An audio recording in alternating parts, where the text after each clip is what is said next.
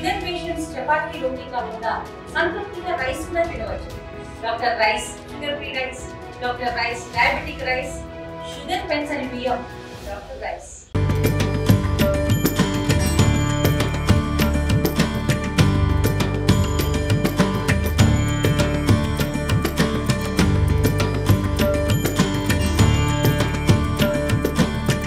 Welcome to RTV. నేను శివరామకృష్ణ. మనం సింహాద్రి అప్పన్న సింహాచల పుణ్యక్షేత్రాలు అయితే ఉన్నాం.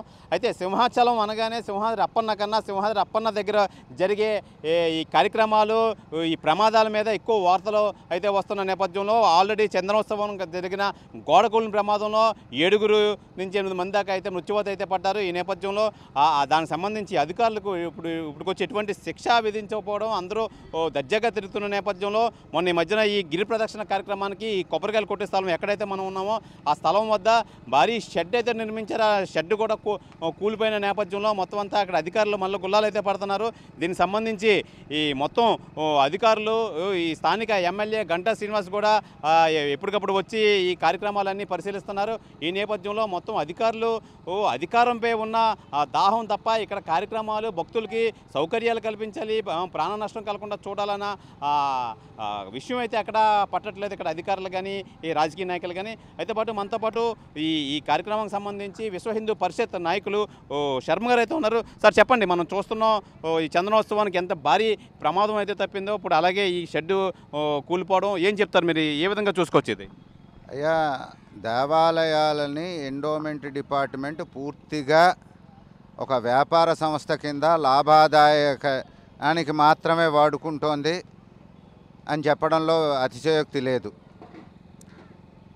గత ఒక 15-20 సంవత్సరాల నుంచి గిరి ప్రదక్షిణకి మంచి జనాభా ఎక్కువగా వచ్చి భక్తులు ఈ కొబ్బరికాయలు కొట్టడము, లక్షల్లో జనాభా వస్తారన్న సంగతి తెలిసి ప్రతి సంవత్సరం, అలాగనే చందనయాత్రకి ప్రతి సంవత్సరం వచ్చే జనాభా అంచనాలో ఉంచుకొని వాళ్ళకి తగ్గ పర్మనెంట్ ఏర్పాట్లు చేయవలసింది పోయి ఏదో తూతూ మంత్రంగా అప్పటికప్పుడు కాంట్రాక్ట్ వ్యవస్థని పిలుస్తాము, కాంట్రాక్టర్లు ఎవరో చేస్తారు, వాళ్ళకి చాలీచాలన్న కాంట్రాక్టు పాడుకోవడమో, లేకపోతే వాళ్ళు బిల్లులు ఇచ్చేటప్పుడు దాంట్లోనే కస్పీలు కొట్టడమో అలవాటైపోయింది తప్ప ఎండోమెంట్ అధికారులకి దేవాలయానికి వచ్చేటువంటి భక్తుల మీద శ్రద్ధ బాగా తక్కువ, వాళ్ళు ఇచ్చే కాసుల మీదే ఎక్కువ. ఇది అనడంలో ఏమాత్రమూ అసత్యం లేదు. ఇక్కడ ఈ స్థలం ఎన్నాళ్ళ నుంచి ఖాళీగా ఉన్నది, ఏ వివాదంలో ఉంటే వివాదాలు ఎందుకు క్లియర్ చేసుకోలేకపోతున్నారు, ఎందుకు మీరు ఈ స్థలాన్ని పూర్తిగా తీసుకొని ఇక్కడ భక్తులకు కావాల్సిన విధంగా ఎందుకు మీరు రూపొందించలేకపోతున్నారు పర్మనెంట్ షెల్టర్సు?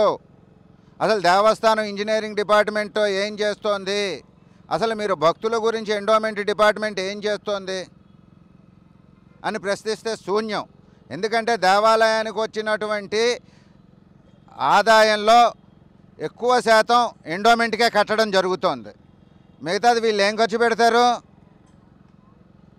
భక్తుల గురించి ఏం ఆలోచిస్తారు? అక్కర్లేనివన్నీ భక్తుల మీద రుద్దడం. ఆ భక్తులు వచ్చి రూపాయి ఇస్తేనో లేకపోతే ఒక కొబ్బరికాయ కొని ఇక్కడ కొడితేనో అది వేలంపాట పాడుకొని ఆ భక్తులు రావడానికి టికెట్లు, పోవడానికి టికెట్లు, ఇంకోటి లాభాదాయకంగానే మాత్రమే ఆలోచిస్తోంది తప్ప ఈ దేవాలయంలోని కానీ లేదా అంటే ఎండోమెంట్ అధికారులు ఎవరు చేయవలసిన పనులు వాళ్ళు చేయడం లేదు.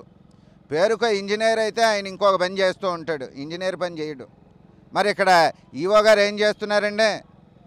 కమిషనర్ గారు ఏం చేస్తున్నారండి?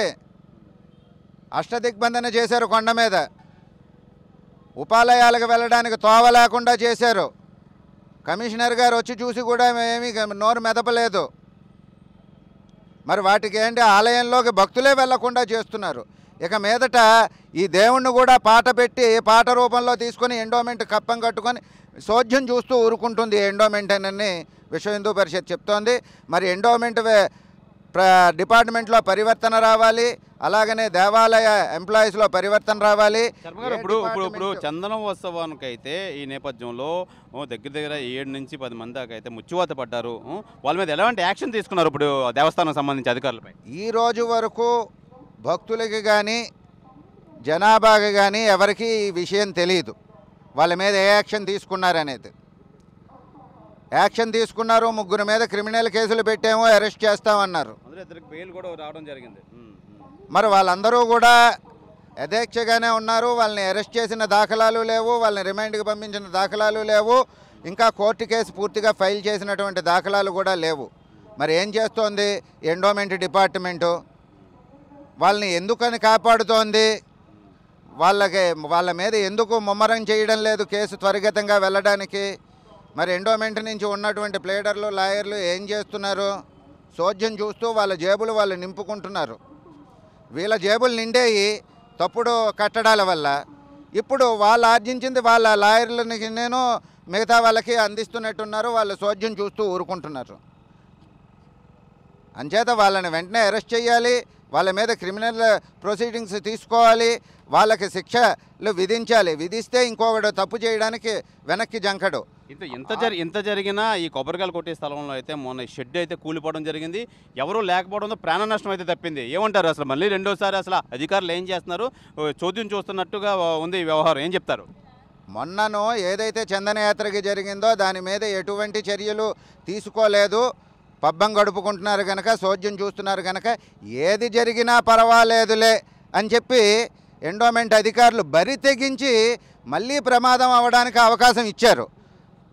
వెంటనే గనక ఆ అధికారుల్ని, ఆ కాంట్రాక్టర్ని గనక శిక్షించినట్టయితే ఈరోజు ఇది ఇలా జరిగి ఉండేది కాదు అని విశ్వ హిందూ పరిషత్ అనుకుంటోంది. మరి వెంటనే వాళ్ళని శిక్షించాలి, దీనికి బాధ్యులైనటువంటి వాళ్ళని కూడా శిక్షించాలి. ఏ రకంగా కాంట్రాక్ట్లు ఇస్తారు? కాంట్రాక్ట్లు ఇచ్చేటప్పుడు ఆలోచించాలి. అసలు పర్మనెంట్ షెల్టర్ గురించి ఆలోచించకుండా కాంట్రాక్టులతో ఎన్నాళ్ళు పబ్బం గడుపుకుంటారని మేము ఎండోమెంట్ని ప్రశ్నిస్తున్నాం. Right, thank you. అయితే ప్రధానంగా మనం చూసుకోవచ్చు, ఈ గోడ కూలిన ఘటన మరొకముండే నిజంగా ఈ గిరి ప్రదక్షిణ కార్యక్రమానికి అశేష సంఖ్యలో లక్షల్లో అయితే భక్తులు వచ్చే అవకాశం ఉన్న నేపథ్యంలో మనం చూసుకోవచ్చు. ఇప్పుడు ఎక్కడైతే ఉన్నామో ఇక్కడ భారీగా పెద్ద సైజులో అయితే షెడ్ అయితే నిర్మించడం అయితే జరిగింది. ఆ షెడ్ కూలిపోవడం నిజంగా ఆ సమయంలో ఎవరు భక్తులు లేకపోవడంతో ప్రాణాపాయం తప్పిందని చెప్పాలి. అసలు ఈ వర్క్ ఇంజనీర్స్ అయితే మట్టుకి చిన్న తరహా ఇంజనీర్లకు ఇవ్వడంతో ప్రధానంగా ఈ ప్రమాదాలు జరుగుతున్నాయని చెప్పి అయితే భక్తులు అయితే తెలియజేస్తున్నారు. అయితే ఈ ఇంజనీరింగ్ కేటగిరీలో కూడా ఏబిసి అని కేటగిరీలు ఉంటాయి. అలాగే చిన్న కేటగిరీ వాళ్ళకి ఇచ్చి తూతూ మంత్రంగా అయితే అధికారులు చేతులు దులుపుకుంటున్నారు. అయితే ఈ బీసీ కేటగిరీ ఇంజనీర్లకు ఇవ్వడంతో వారు ఈ పని విషయంలో నాణ్యత అయితే కోల్పోతున్నారు. ఈ నేపథ్యంలో ఈ కాంట్రాక్టర్లు ఇది వాళ్ళు స్తోమత తగ్గినట్టు వాళ్ళు ఏ కేటగిరీ వాళ్ళు కాకుండా చిన్న తరహా కేటగిరీ వాళ్ళకి ఇవ్వడంతో ఈ పనిలో నాసిరకం పనులు అయితే వచ్చి ఇందులో మొత్తం ఇవన్నీ కూలిపోవడాలు, గోడలు కూలిపోవడాలు, ఈ షెడ్లు పోయి విరిగిపోవడాలు అన్నీ జరుగుతున్నాయి. ఏదేమైనా మనం చూసుకోవచ్చు, ఇక్కడ ప్రధానంగా మనం ఎక్కడైతే ఉన్నామో ఇదే సమయంలో భారీ సంఖ్యలో షెడ్ అయితే నిర్మించడం అయితే జరిగింది. ఆ షెడ్ పడిపోయింది చూశారు. దానికి సంబంధించి ఈ ఐరన్ ఫోల్స్ కానీ ఇవన్నీ మొత్తం అయితే చిన్న సైజులో పోవడం, దానికి సంబంధించి అవి కాయపోవడం, అలాగే కిందన కాంక్రీట్ అది సరిగ్గా లేకపోవడం ఇది ప్రధానంగా అది ఈ కూలిపోవడానికి కారణం అని చెప్తున్నారు. ఏదేమైనా ఈ నాణ్యతా లోపమైన పనులు చేస్తే ఇప్పటికైనా ఈ భక్తులకు ప్రమాదకరమే. ఆల్రెడీ ఈ చందనోత్సవం విషయంలో అయితే మనం చూసాం. మొత్తం అంతా ఈ నేపథ్యంలో గోలు కూలిపోవడం, అనేక మంది భక్తులు అభం తెలియని భక్తులు అయితే ప్రాణాలు కోల్పోవడం అయితే జరిగింది. ఈ నేపథ్యంలోనే ఇప్పుడు కూడా పెద్ద ప్రమాదమే తప్పిందని చెప్పాలి. నిజంగా ఆ దేవుడి కరుణతో ఎప్పుడు ఆ సమయంలో ఇక్కడ షెడ్ ఉన్న సమయంలో కూలిపోవడం సమయంలో అయితే ఎవరు భక్తులు లేకపోవడంతో ప్రాణాపాయం తప్పింది. ఇలాంటి పనులు పునరావృతం కాకుండా చూడాలి. కానీ మళ్ళీ ఇదే పనులు మొత్తం అవుతుంటే మట్టుకి ఈ భక్తులకైతే ఈ సింహాచలం మీద విశ్వాసం అయితే కోల్పోతారు. ఈ అధికారులు పనుల మీద విశ్వాసం అయితే కోల్పోతారు.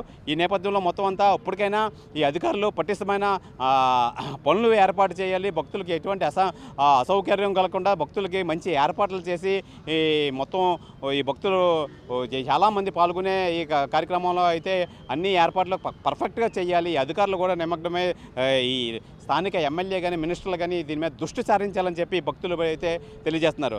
ఏదేమైనా ఈ 9వ తారీఖు గిరి ప్రదక్షిణ కార్యక్రమాల్లో ఏర్పాట్లన్నీ కరెక్ట్గా ఉండాలి. కరెక్ట్గా ఉంటే మొత్తం భక్తులు ఎక్కువ మంది వచ్చి ఈ స్వామివారిని దర్శించుకొని ఈ 32 కిలోమీటర్ల పొడుగున అయితే ఈ గిరి ప్రదక్షిణ చేసి మళ్ళీ సోమవారం వచ్చి సోమవారం దర్శించుకుంటారు. ఈ క్రమంలో ఎటువంటి అవాంఛనీయ సంఘటనలు జరగకూడదు. ఆ స్వామివారి దయ వల్ల ఎటువంటి అవాంఛనీయ సంఘటనలు జరగకుండా అన్ని కార్యక్రమాలు సవ్యంగా జరగాలని చెప్పి ఇక్కడ భక్తులు అయితే కోరుకుంటున్నారు. ఇది ఈ ఏర్పాట్లపై పరిశీలన.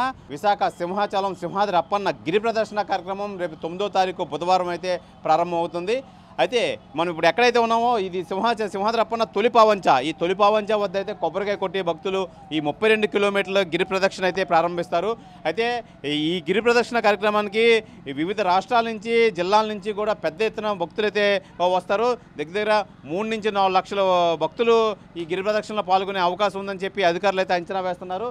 ఈ మెట్ల మార్గం నుంచి వెళ్ళే భక్తులు మెట్ల మార్గం నుంచి, అలాగే రోడ్డు మార్గం వెళ్ళే భక్తులు రోడ్డు మార్గం నుంచి అయితే వెళ్తున్నారు.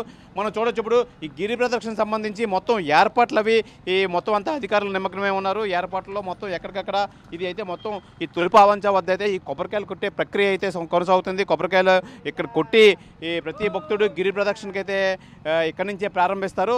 ఈ నేపథ్యంలో మొత్తం అధికారులు దీనికి సంబంధించి అన్ని ఏర్పాట్లు అయితే చేస్తున్నారు. ఎక్కడ బురద మట్టి నీళ్లు లేకుండా మొత్తం అంతా యాష్ బొగ్గు అది ఇది వేసి మొత్తం అంతా దీన్ని ఏర్పాట్లు అవి చేస్తున్నారు. మొత్తం ప్రొక్లైనర్తో అలాగే రోలర్స్తో మొత్తం అంతా సాఫ్ చేసే విధంగా అయితే చేస్తున్నారు. మొత్తం ఈ క్యూ లైన్లో మొత్తం భారీ సంఖ్యలో ఈ భక్తులు వచ్చే నేపథ్యంలో అయితే క్యూ లైన్లు అన్నీ ఏర్పాటు చేస్తున్నారు. ఇక్కడ మనం ఈ చూడొచ్చు ఈ రెడ్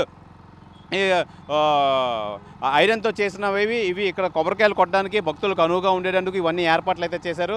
ఈ నేపథ్యంలోనే ఇక్కడ నుంచి మొత్తం అంతా ఈ క్యూ లైన్లో భక్తులు వచ్చి ఇక్కడికి ఏర్పాట్లు అవి చేస్తున్నారు. వాళ్ళకి ఎటువంటి అసౌకర్యాలు కలగకుండా మొత్తం అన్ని ఏర్పాట్లు అవి చేస్తున్నారు. ఈ నేపథ్యంలో మొత్తం అంతా ఇక్కడి నుంచి ఈ మొత్తం భారీ సంఖ్యలో అయితే భక్తులు వస్తున్నారు. దీనికి సంబంధించి ఈ నియోజకవర్గం సంబంధించి గంటా శ్రీనివాస్ గారు కూడా మనం చూడొచ్చు, విజువల్స్లో చూడొచ్చు.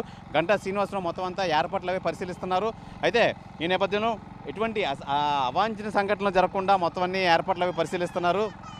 ఇప్పటికే మనం చూడొచ్చు చందనోత్సవంలో అయితే మొత్తం అయితే ఈ అవాంఛన సంఘటనలు అలాంటివి పునరావృతం కాకుండా ఏర్పాట్లు పక్కాగా కట్టుదిట్టంగా మొత్తం అధికారులు అంతా ఈ ఏర్పాట్లపై నిమగ్నమై ఉన్నారు. అయితే ఏదేమైనా దగ్గర ఈ 32 కిలోమీటర్లు అయితే ఈ గిరి ప్రదర్శన కార్యక్రమం జరుగుతుంది. మనం ఇప్పుడు తొలిపావంచ ఎక్కడైతే ఉన్నామో సింహాద్రి అప్పన్న తొలిపావంచ ఇక్కడి నుంచి మొత్తం 32 కిలోమీటర్లు. ఇక్కడ నుంచి అడివరం సెంట్రల్ జైలు, శ్రీకృష్ణాపురం అలాగే ప్రధానంగా ఆరులోవా హెల్త్ సిటీ, అలాగే హనుమంతవాక, పోలీస్ క్వార్టర్స్, విశాలాక్షి నగర్ మీదుగా తెన్నేటి పార్క్ వద్ద అయితే ఈ సముద్రంలో పుణ్యస్నానాలు ఆచరించి మళ్ళీ అక్కడి నుంచి MVP సీతంధార, NAD కొత్త రోడ్డు, అలాగే గోపాలపట్నం మీదుగా మళ్ళీ సింహాచలం అయితే చేరుకుంటారు. మొత్తం ఈ సింహాద్రి అప్పన్న కొండ ఏదైతే ఉందో ఆ సింహాద్రి అప్పన్న మొత్తం కొండ చుట్టూ 32 కిలోమీటర్లు అయితే ఈ మొత్తం అయితే ఈ కిలోమీటర్లు ఉంటుంది. ఈ 32 కిలోమీటర్ల మొత్తం భక్తులు పెద్ద ఎత్తున అయితే పాల్గొంటారు. ఈ 32 కిలోమీటర్ల పొడవునా భక్తులకు ఎటువంటి అసౌకర్యాలు కలగకుండా మొత్తం ఎక్కడికక్కడ మంచినీళ్ళ సౌకర్యం కానీ, మజ్జిగ ప్యాకెట్లు కానీ, అలాగే వాళ్ళకి ఎటువంటి హెల్త్ సంబంధించి విషయాలు ఉంటే అక్కడ సంబంధించి హెల్త్ క్లినిక్లు కానీ, ఈ మెడికల్ క్యాంప్స్ కానీ ఎక్కడికక్కడ మొత్తం అంతా అధికారులు అయితే ఏర్పాటు చేశారు. ఏదేమైనా మొత్తం అధికారులంతా రేపు 9వ తారీఖు బుధవారం జరగబోయే ఈ సింహాద్రి అప్పన్న గిరి ప్రదర్శన కార్యక్రమంలో మొత్తం అన్ని పనుల్లో నిమగ్నమై ఉన్నారని చెప్పొచ్చు. ఇది ఈ సింహాద్రి అప్పన్న గిరి ప్రదర్శన సంబంధించి ఇక్కడ ఏర్పాట్ల పరిశీలన. కెమెరామెన్ మూర్తితో శివరామకృష్ణ, RTV, విశాఖపట్నం నుంచి. తెలుగులో న్యూస్ కి ఫాస్టెస్ట్ యాప్ ఇప్పుడు టోటల్లీ న్యూ అవతార్లో జస్ట్ 5 సెకండ్స్ లో కంప్లీట్ న్యూస్. సోషల్ మీడియాలో ట్రెండ్స్ కి one stop solution. Live TV app voice search option తో ఇప్పుడే డౌన్లోడ్ చేయండి లేదా అప్డేట్ అయిపోండి. యాప్ లింక్ డిస్క్రిప్షన్ లో ఉంది.